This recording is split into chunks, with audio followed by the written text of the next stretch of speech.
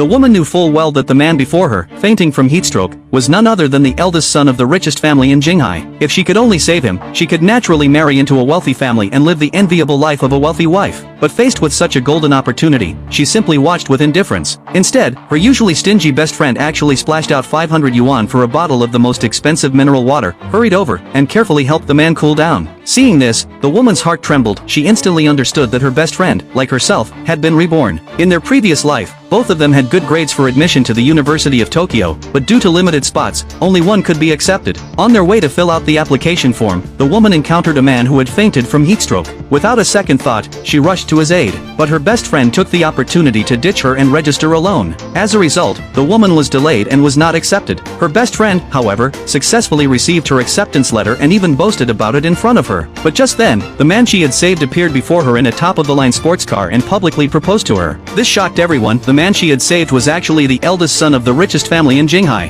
The woman accepted on the spot, and from then on became a socialite and the envy of everyone. Although her best friend attended the University of Tokyo, she remained an ordinary office worker after graduation, struggling to make ends meet. She watched her marry into a wealthy family with jealousy, especially on her wedding day, when the man generously gave her shares worth hundreds of billions of yuan. Her best friend was practically driven mad with rage, but she had no idea that this wealthy love was actually a carefully crafted trap set by the man. Blinded by jealousy, her best friend was completely oblivious and, ultimately, lost control of her emotions, grabbed a table knife, and stabbed the woman to death. The moment the woman collapsed, the man's rage burned. He snatched the blackened bracelet from the woman's hand. His plan was just one step away, but it was completely destroyed. The furious man picked up a dagger and killed the woman's scheming best friend on the spot. The moment his best friend fell to the ground, everything around him began to flow backwards. The woman was reborn, back to the morning she had gone to fill out the application forms. Before she could react, her best friend had already rushed out to buy the 500 yuan bottle of mineral water. She hurried over to the man suffering from heatstroke to help him cool down. Then she turned to the woman and told her to hurry up and fill out the application forms at school. She finally realized that her best friend had also been reborn. She proudly told the woman that she didn't want the admission spot and gave it to her. The classmates around her were all stunned, thinking she had lost her mind.